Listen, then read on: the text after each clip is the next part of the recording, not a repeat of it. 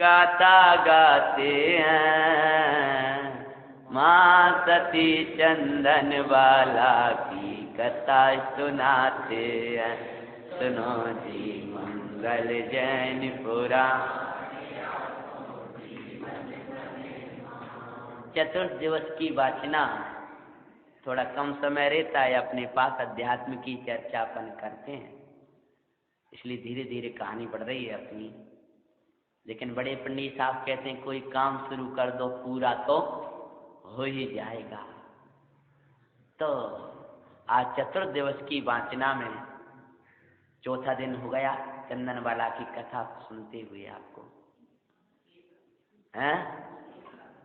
नहीं, चौथा है। मुझे तो याद है।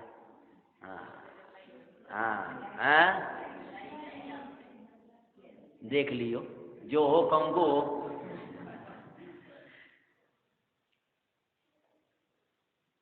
चंदिना राजा चेतक की पुत्री, अद्भुत जिनका जीवन था, प्रभु वीरनाथ के चरणारविंद में समर्पित लिया,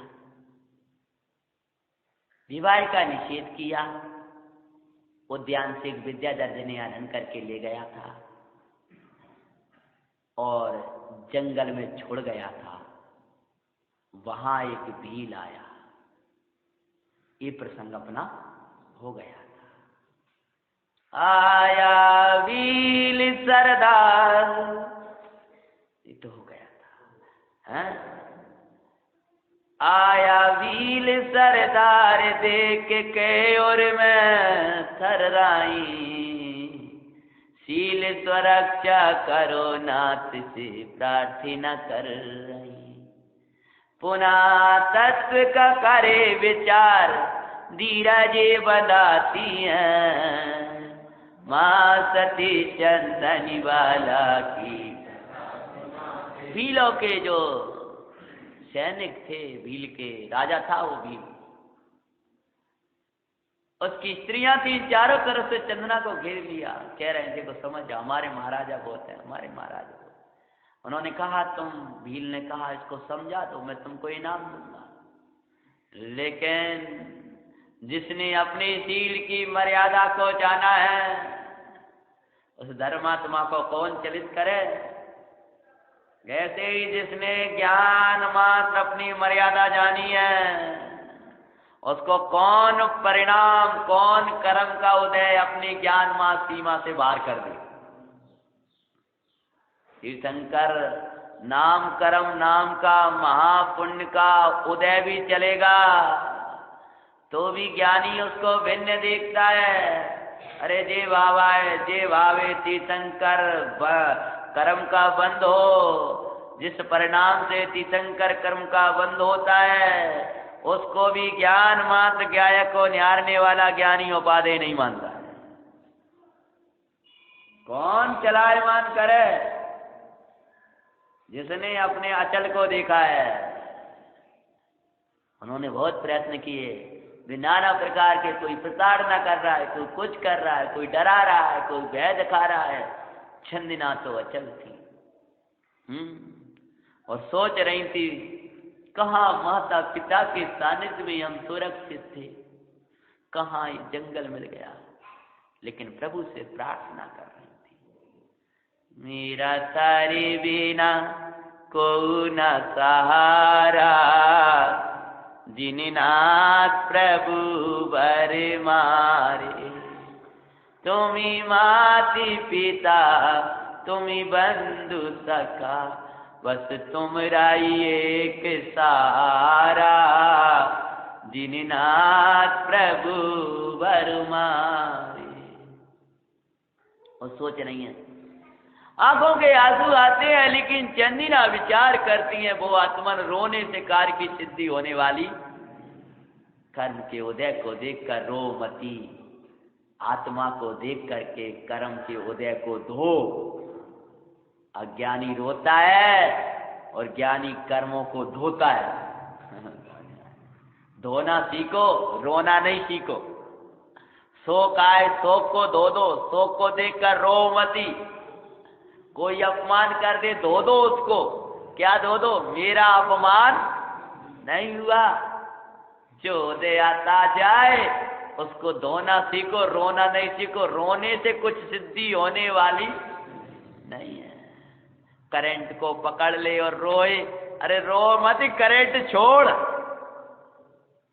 उदय को पकड़े और रो रहा है, अरे उदय को छोड़, ये उदय मेरा नहीं है, मैं तो उदयातीत प्रभु अंतर्मुखी भगवान।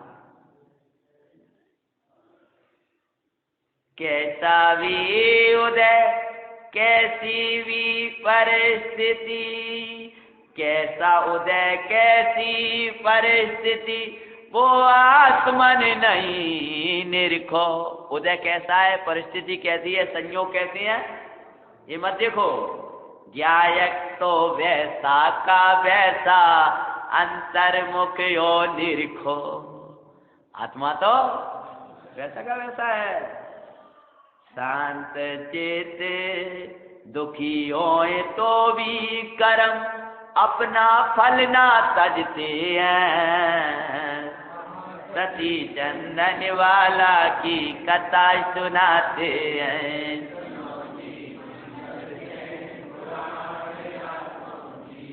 अब तुम रो, दुखी हो, क्लेश करो तो भी कर्म तो अपने उदय को छोड़ने में दुखी हो, तो भी कर्म अपना फल ना तजते हैं। हम तो भाई अब चले जाएंगे, लेकिन हम वो ग्रंथ देके जा रहे हैं जिनमें बड़े पंडित जी ने ऐसी अद्भुत कथाएं लिखी हैं, अद्भुत पाठ लिखे हैं, उसका परिचय करा के जा रहे हैं, दे के आ जा रहे हैं, तो तुम्हारे सामने है। इसलिए उसका पाठ किया करना, इनसे बहुत बल मिलता है। दुखी होने से कर्म अपना फल देने से छोड़ दें, ऐसा तो नहीं है। नहीं दया कर्म को आती, रोने से कुछ ना हो। क्या बोल रहा? रोने वालों के लिए बता रहे हम, जो जरा से कर्म के उदय में क्या करने लगते हैं, रोने लगते हैं। तो कर्म को तो दया है नहीं, वो तो जड़ है चेतन नहीं, समझना उनमें को। शांत चित्त ज्ञानी अबध स्पृष्ट को भजते हैं। सती चंदन वाला सच्चे परमेष्टि भगवान को भजते हैं, परम पारनामिक भाव को भजते हैं, उदय का विचार करते हैं और उदयातीत को विचार करते हैं। उदय का ही विचार नहीं करते, उदय के बीच रह करके उदय जिसमें नहीं है उसका विचार करते हैं। क्या भैया सोच रही है चंदना, ये घेरा लगा है चारों तरफ, ये सब उदय के खेल है। कर्म को दया नहीं होती, कर्म जड़ होते हैं। तुम जड़वत होकर कर्मों को बांधो मती।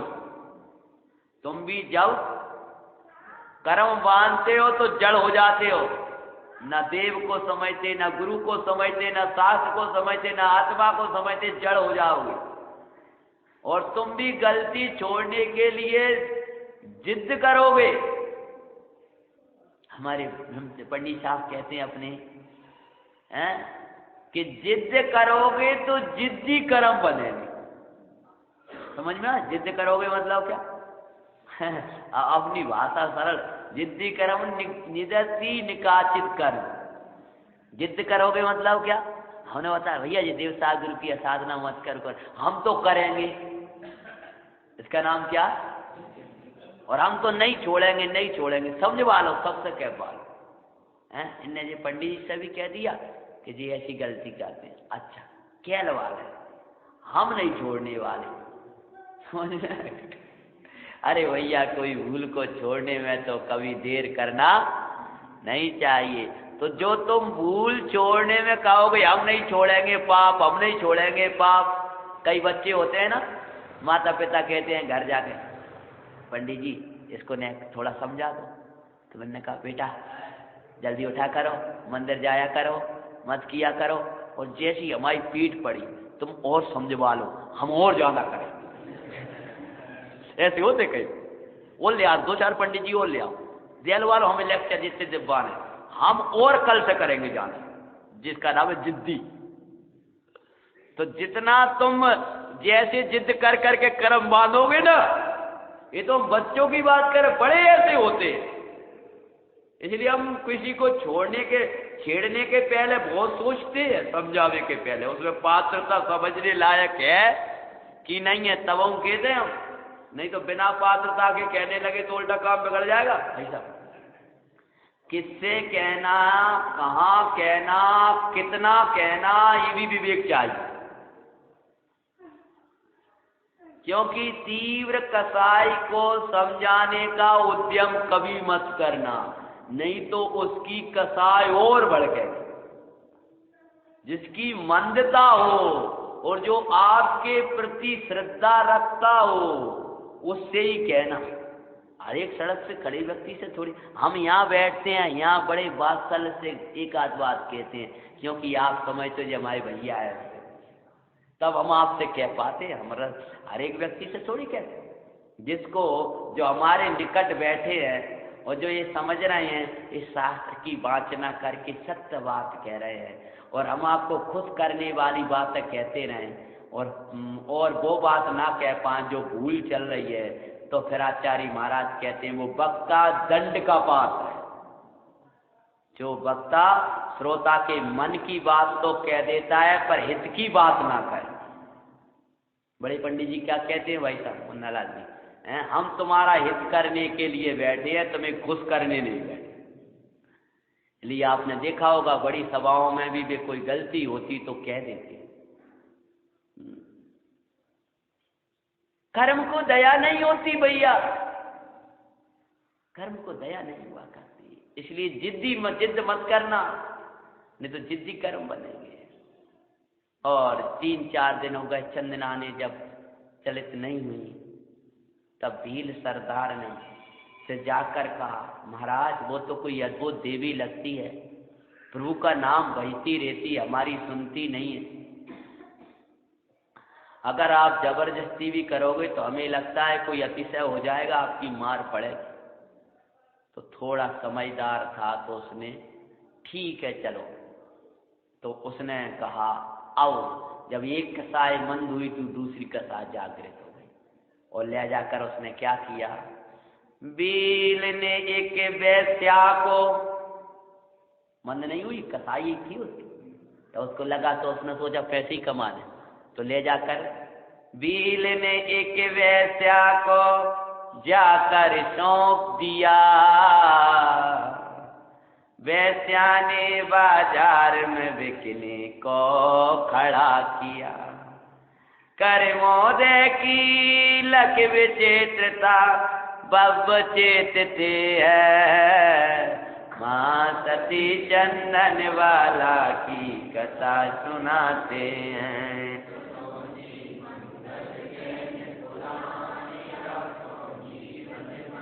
भील ने वेश्या को बेचा, और वेश्या नाना प्रकार की चेष्टाएं करने लगी।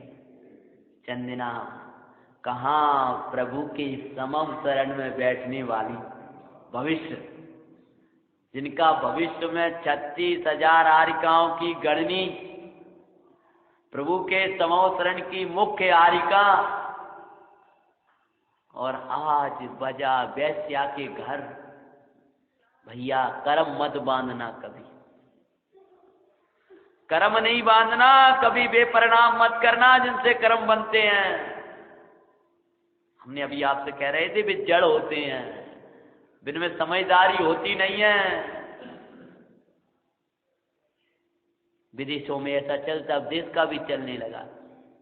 अब दोनों पति और पत्नी दोनों सर्विस पे चले जा, छोटे बच्चे कौन संभाले, तो वहां पर व्यक्ति का मिलना बड़ा दिक्कत दिखती है, मिलता कोई है नहीं, तो रोबोट होते हैं। रोबोट जानते हो क्या बोलते, रोबोट। तो वो मशीन उनके दिमाग में ऐसी फिट कर गई कि बाहर का व्यक्ति अंदर ना आ पाए और अंदर के बाहर ना जा पाए, छोटे छोटे बच्चे बाहर ना चले जाए। एक दिन आग लग गई, आग लग गई, सांची घटना है, किसी ने बताई थी। तब बाहर के लोग सहयोग के लिए आना चाह रहे हैं कि बच्चों को निकाल लें, तो आने नहीं दे रहा, तो फेंक दे। और बच्चे बाहर भागना चाहें तो अंदर पटक दे अग्नि में। अब उससे कोई समझाए ये भैया आग लग गई, अब तो आ जाने दे, तो वो उसमें थोड़ी अक्ल है। उसमें तो जितनी भर दी है, ऐसी जितने तुमने परिणामन से कर्मन में भरा है वो करेंगे हैं? राजा सैनिक ने बंद कर लिया था नरक का, और वहां से आकर तीर्थंकर होंगे।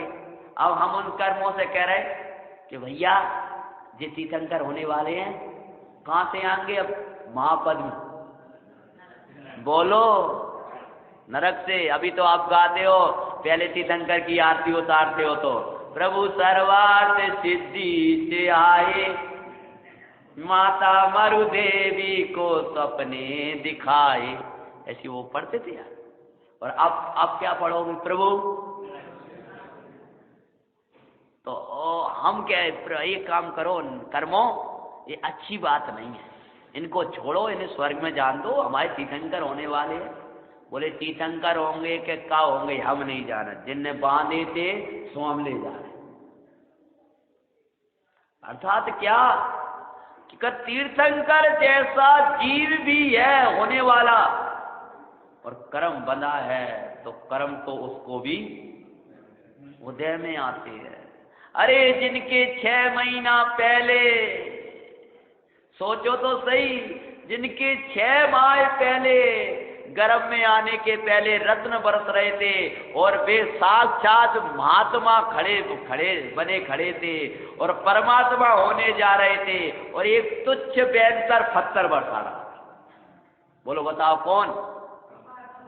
पार्श्वनाथ स्वामी 6 महीने पहले इंद्र रत्नों की वर्षा कर रहे हैं, जय स्वर्ग से विभूतियां आ रही हैं, और वे महात्मा से परमात्मा होने जा रहे हैं, स्वयं परमात्मा बने खड़े हैं, और वो पत्थर बरसा रहा है, ओले बरसा रहा है।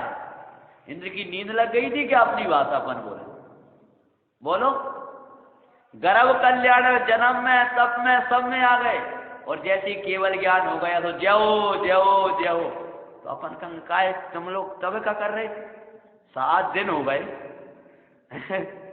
और जरा तो एक व्यक्ति छोटा सा, और वो पत्थर बरसा रहा, इंद्र बैठा है। कर्म के उदय में कुछ भी चलने वाला, इसलिए हमें क्या डराना नहीं चाह रहे, ये कह रहे हैं कर्मों को मत बांधना, परिणाम मत बिगाड़ना। वैश्या ने बहुत चेष्टाएं करी। कर्णानुग इसलिए तो बताते, कर्णानुग कर्मों का इतना वर्णन काहे के लिए करते हैं? तुम्हारे परिणाम संभालने के लिए। तो हमने तो आपसे कहा था प्रथमानुग में कर्णानुग की भी शिक्षा देना है। लेकिन हे मां, अपने प्राण दे सकते हैं लेकिन अपना सील नहीं दे सकते। चारों प्रकार के अन्न जल का त्याग कर दिया था। दिख तो रही थी वैश्यालय में, लेकिन मन तो था जिनालय में। भगवंतों की भक्ति कर रही है। वैश्या ने सोचा 4-6 दिन होगा, ये तो मर जाएगी। ऐसे तो मैंने जो पैसे से भील से पैसे देकर खरीदा है वो और चले जाएंगे, चलो इसको बेचती हूँ। तो बाजार में खड़ी कर दिया, कौसंबी का बाजार। भील ने एक वैश्या को जाकर तोप दिया, वैश्या ने बाजार में बिकने को खड़ा किया। वीरनाथ की मौसी, जिस कौसंबी में भगवान महावीर पधार रहे मुनि अवस्था में, विधि नहीं मिल रही है, चारों तरफ जयकारे हो रही हैं। उसी कौसंबी के चौराहे पर चंदन वाला को खड़ा कर दिया है उसने। बोलो क्या पैसा, बोलो क्या पैसा है, गोलियां लग रही। वीरनाथ की मौसी, राजा चेटक की पुत्री, भाभी गणनी माता जी की भी ऐसी गति। कौसंबी की महारानी की सगी बहन बताते हैं, सती चंदन वाला की कथा सुनाते हैं, सुनो जी। ऐसी पवित्र सती की भी ऐसी दशा हुई, फिर सामान्य पुण्यशालियों की क्या कहें गति। तजो अहंकार, क्या शिक्षा दे रहे हैं? मैं बहुत हूं, मैं बड़ा हूं, मैं बड़ा हूं, मेरे घर में इतना, मेरे घर में इतना, तुम समझते क्या हो? छोड़ो भैया जी मिथ्या अहंकार, कहाँ कर्म ले जाकर पटक देगा कुछ पता नहीं है। तजो अहंकार क्षण भंगुर सबई बताते हैं, वहाँ सती चंदन वाला ये कर्म बड़े विचित्र हैं, विश्वास के नायोग, इनके बस प्राणी पाए, देखो दशाई अयोग। देख दशा ज्ञानी निज परिणाम संभालते हैं, माँ। अब तक हो गया कर्मों का वर्णन, अब सुनो अध्यात्म। हे बाबे कर्म तो जड़ है, क्या? हाँ, अभी स्थापना करी थी कर्मों की, अब क्या कह रहे हैं? हे बाबा कर्म तो जड़ है, भूल परिणाम मूल परिणाम विकृति जान। कर्म तो कर्म विचारे कौन भूल, भी तो जड़ है। जैसे किए परिणाम वैसा उदय आए दुख खान, वस्तु स्वरूप का कर विचार ज्ञानी परिणाम संभालते हैं, माँ सती चंदन वाला की सुनो जी मंगल जैन। पाप के उदय से कोई पापी नहीं होता, पाप के परिणाम से पापी होता है। पाप का उदय दुखी करने में समर्थ नहीं है, दुख का कारण तो पाप परिणाम है। पाप के उदय से डरना नहीं, पाप परिणाम करना नहीं, क्योंकि पाप का उदय आएगा वो खिलने के लिए आएगा, और पाप का परिणाम आएगा वो बांधने के लिए आएगा। इसलिए दुख का कारण उदय नहीं है, दुख का कारण तेरा परिणाम है।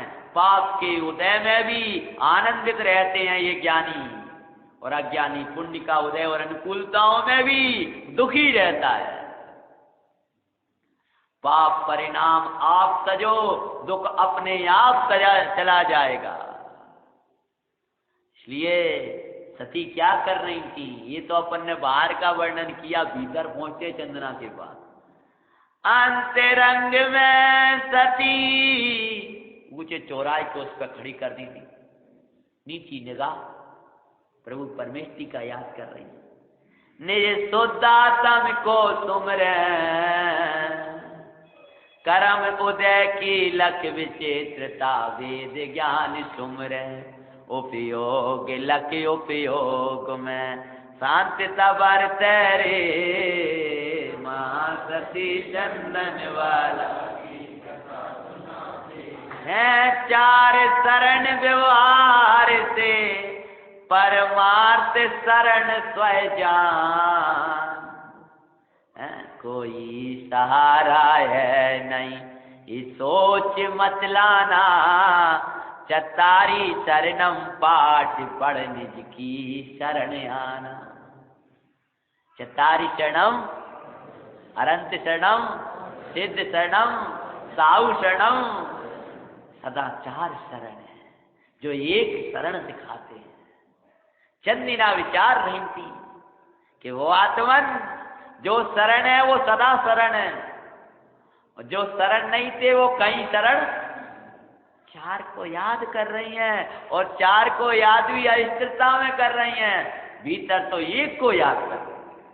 एक परम पारणामी क्या एक वाह प्रभु हरंत भी सिद्ध भी आचार्य भी उपाध्याय भी साधु भी सब एक ही शरण की महिमा बता रहे हैं। इसलिए आत्मन वही शरण है, समझ में अन्यत्र शरण को जिना न्याय है दुख का, जो इनको ना पहचाने वे अनाथ हो जाते हैं। मां सती चंदन वाला हुई भीड़, जब रूप देखा तो और बहुत लोग दौड़ पड़े, भीड़ इकट्ठी हो गई।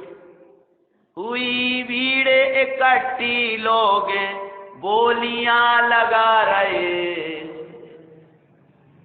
हाँ आज ऐसा तुम के तो क्या करें, पंचम काल आवा पंडित जी, हमारा तो ऐसी स्थिति, हमारा उदय ही खराब चल रहा हो। देखो चंदन वाला चौथे काल में आज कौन का बल है कि किसी बहन को ले जाकर चौराहे पे खड़ा करके नीलामियां लगाए। बोलो आज नहीं कर सकता कोई ये पंचम काल में, कली काल में, और उस समय ऐसा हो रहा। इसलिए भैया कभी मत सोचा करो वो क्षेत्र अच्छा था, वो काल अच्छा था, ये अच्छा है ये बुरा है। अरे अपने परिणाम संभालो। उदय पाप का उदय होता है तब वहां भी ऐसी परिस्थितियां बन जाती थी। समझना है। सबसे बढ़िया बात बताएं हम तुम्हें, भगवान महावीर की मौसी जो खूब प्रसिद्ध है, राजा चेटक की पुत्री, ये तो ठीक है, लेकिन जिस नगर के चौराहे पे वो खड़ी थी उस नगर की महारानी मृगावती, उनकी सगी बहन, जैसे तो मेरी लौकिक उदाहरण नहीं दें, जैसे मोदी जी की कोई बहन हो और दिल्ली के चौराहे पे खड़ा कर दो उसको बोलो क्या होगा, तुम्हारे पूरे अखबार सज जाए। मतलब मृगावती जो महारानी है, जो एक बार वहां से निकल जाए तो पूरा नगर खड़ा हो जाए। महारानी पधार रही है उनके नाम पर पूरा देश, और उनकी सगी बहन। मुझे ये प्रश्न नहीं आया समझ में, जब मैं पुराण पढ़ रहा हूं तब चंदना ने किसी को याद नहीं किया। चंदन वाला ये नहीं याद कर रहा, ये तो वही कौसंबी है जो हमारी बहन है, बहन को याद नहीं कर रही। चतारी शरणम पवज्जा, क्या बल होगा तत्व का। और नहीं तो आप होते तो कहने लगते, कुछ नहीं बोल रही, वो अपना कोई परिचय नहीं दे रही, क्योंकि पाप के उदय में सफाई देने से कुछ सिद्धि होने वाली नहीं है। किसी से नहीं कह रहे भैया थोड़ी हमारी बहन को जाकर सूचना तो कर दो कि तुम्हारी बहन चौराहे पर खड़ी है। अरे क्या बोलियां लगा रहे हो, मैं महारानी मृगावती की बहन हूं। कुछ नहीं, बस ज्ञाता बनी खड़ी है। इसका नाम है वस्तु स्वरूप का विचार। आपको और हमको सोचो, किसको ये विचार नहीं आता, लेकिन चंदन वाला विचार कर रही है कि वो आत्मान उदय से अधिक कोई भी कुछ करने में समर्थ नहीं है। हुई भीड़ इकट्ठी, लोग बोलियां लगा रहे। आंखों से अश्रु झरने लगे हैं चंदना के, और विचार करने लगी माता जी की शिक्षाएं, वीरनाथ की शिक्षा। मोती समय अश्रु है, देने नहीं इनको देना, वाकई इनको बेटा जिन शासन नहीं लजाना। कायरता कभी न लाना, साहसी तुझे है होना। कैसी भी आए विपत्ति, बेटा निज धैर्य न खोना, भव्यो निज धैर्य न खोना। प्रभु के वचनों को सुमर कर, तुम सदा प्रसन्न ही रहना।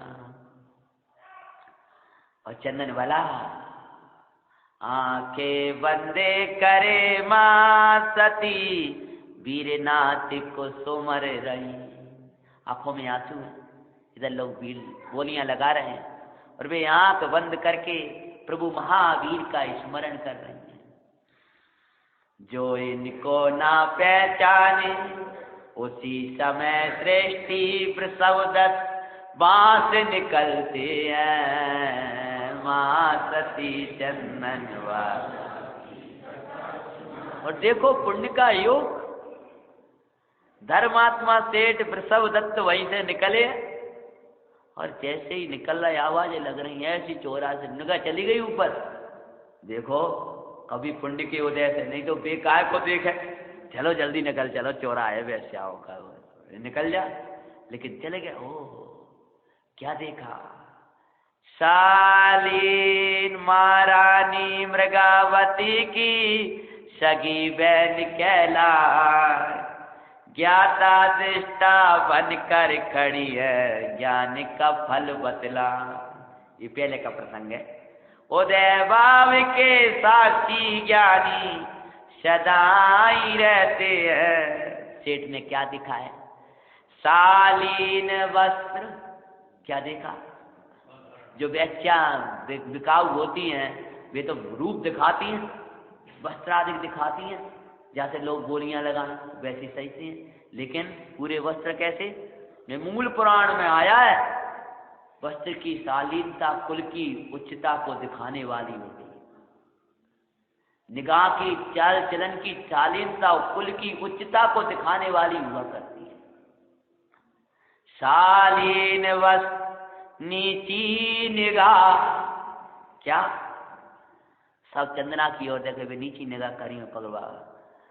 कुलीन घर की जान, जय नहीं जाना अभी, क्या जाना है कि ये शालीन वस्त्र नीची निगाह है, ऐसा लग रहा है ये फंस गई, ये कोई उच्च कुल की कन्या लग रही है। संकट में गिरी कोई कुलवंती सती, अरे मां।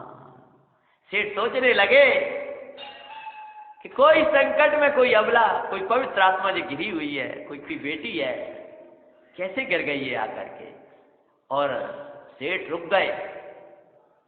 धर्मात्मा ये नहीं सोचता जगत क्या कहेगा, धर्मात्मा ये विचारते हैं भगवान क्या कहते हैं। नहीं, ऐसी जगह हम और तुम खड़े हो जाओ, सेठ खड़ा हो जाए तो लोग क्या कहेंगे, काश सेठ जी वैश्या के बाजार में, मतलब वहां पर खड़ा रहना ही बदनाम होना है, लेकिन हो गए खड़े। निकाट जा, चले जा रहे, ओ सेठ वृषभदत्त, ओ इनको भी मन, लोग तो कहने लगे। लोगों को कहने से क्या, कभी मत सोचना जगत क्या कह रहा है, मूड मत बनना। मूड जीव कभी वात्सल्य नहीं दे सकते, मूड जीव कभी स्नेह नहीं दिखा सकते हैं। ये फटी आला दे ऐसी दशा, अरे जिसका वैभव है और जो खूब अच्छा है उसको तो वात्सल्य देना अलग बात है, लेकिन किसी धर्मात्मा को जो जगत से तिरस्कृत हो गया है उसको छाती से लगा लो तो वात्सल्य तुम्हारा। कोई हम जैसा ही ब्रह्मचारी भैया आया हो, अरे प्रवचन कर रहा है तो सबने सम्मान लिया, और वो प्रवचनकार नहीं है, वैसी है, पवित्र जीवन है और प्रवचन नहीं करते हैं, उस समय आप वैसा ही वात्सल्य दिखाओ तो समझ लेना आपके हृदय में वात्सल्य है। क्योंकि क्षोभसम की अधिकता हीनता ये त्यागी की पहचान नहीं होती है। विद्वान की, त्यागी की पहचान बहुत अच्छा प्रवचन नहीं होता है, त्यागी की पहचान बहुत मौन रहकर साधना होती है। जो मौन रह साधना करें वे धर्मात्मा उत्तम होते हैं। हम तो उनको प्रणाम करते हैं जो मौन होकर के साधना करते हैं। किसी से कहा गया 10 साल हो गए तुम्हें रहते रहते, अभी तक तुम बोलना नहीं सीखे, तो हमारे ज्ञानी जन गुरुजन बोले कि 10, हम तो ये कहते हैं 10 साल हो गए रहते रहते अभी बोलना नहीं सीखे, हम तो ये कहते हैं 10 साल हो गए स्वाध्याय करते करते अभी मौन रहना नहीं सीखे। मौन रहना नहीं सीखे मतलब अभी भी मौन होकर अपना कार्य करना नहीं सीखे। ऐसी दशा में कोई मान प्रतिष्ठा नहीं। अरे मंदिरों में बोलियां लगा लोगे, इंद्र बन जाओगे, हाथी पे बैठ जाओगे, लेकिन किसी एक धर्मात्मा का स्थितिकरण कर लेना अलग बात है, और इंद्र बनकर प्रतिष्ठा बनवा लेना अलग बात है। जहां जरूरत पड़े, जहां पर हमारा द्रव्य, अरे कोई साधन भी अपने उसमें आता है, एक सागर धर्मामृत कौन सा ग्रंथ है, अरे पड़ोस का साधर्मी भूखा पड़ा है और तेरे घर कड़ाइयां चढ़ रही हैं, तेरे वात्सल्य को धिक्कार। पकड़ना है, पड़ोस का साधर्मी भूखा पड़ा है, उसके पास कोई व्यवस्था नहीं है और तेरे घर कड़ाई चढ़ रही है। अरे धर्मात्मा का प्रति बड़ा प्रेम होना चाहिए अगर तुम वास्तव में धर्मात्मा हो।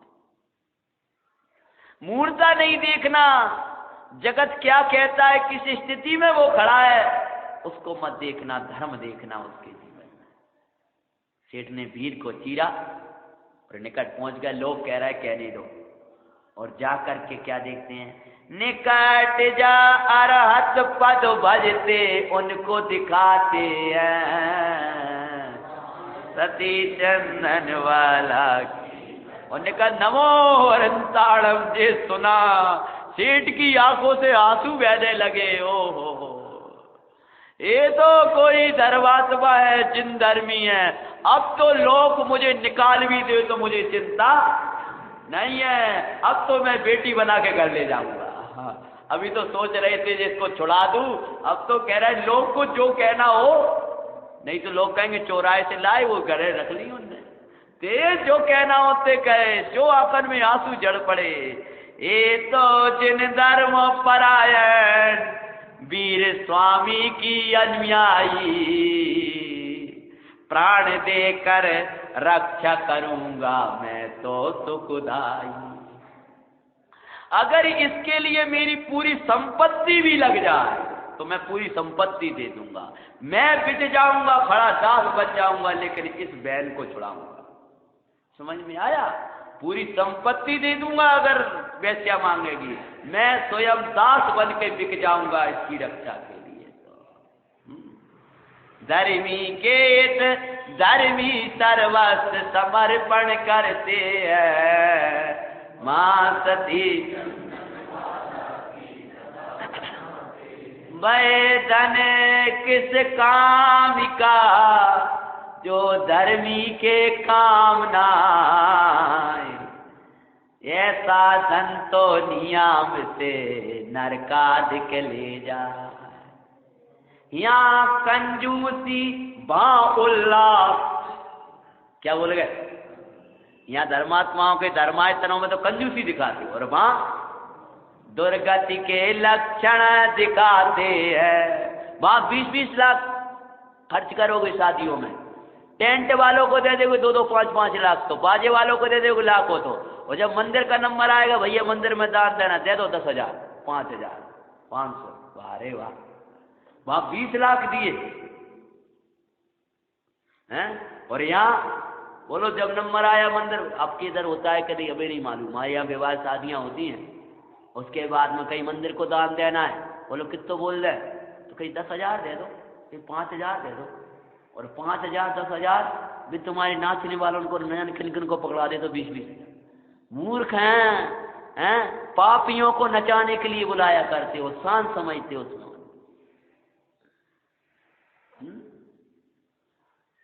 यहाँ कंजूसी वहां उल्लास। नियमतार जी में आया है लोभ की परिभाषा, योग स्थान पर धन व्यय ना करने का नाम लोभ है।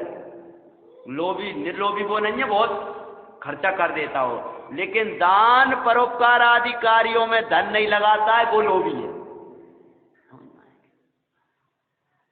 मेरे नहीं कोई संतान अपनी पुत्री से बना, मिली संस्कार परायण बेटिया भागे अपना सिरा। क्या सोच रहे, मैं तो अपनी बेटी बनाऊंगा, मेरा कोई संतान नहीं है। बड़े वन में सोच रहे, तत्काल निर्णय कर लिया। देख वृषावो दत्त को जन जन अचरज करते हैं, मां सती नंदन वाला की। से वेश्या से बोले, बोल क्या क्या चाहिए? क्या चाहिए? कहा सेठ तुम आओ ही मत, चुप रह, क्या चाहिए? उसने 5,000, 20,000, 50,000 जो मोहरे ली, मोल ताल नहीं किया, उठाई, लो चल बेटी। इतना तो करना था, कुछ नहीं, कुछ किया ही नहीं। उसने जो मांगा वहां खड़ा किसको रहना था बोली लगाने, वो दिया और चल बेटी कह करके चल दिया। मुंह मांगी मोर दी वैश्या को पुत्री कह कर बुलाए, बोला मैं भी वीर अनुयागी गुर में अमृत जराए। सुने चंदना की आंखों से अश्रु जरते हैं,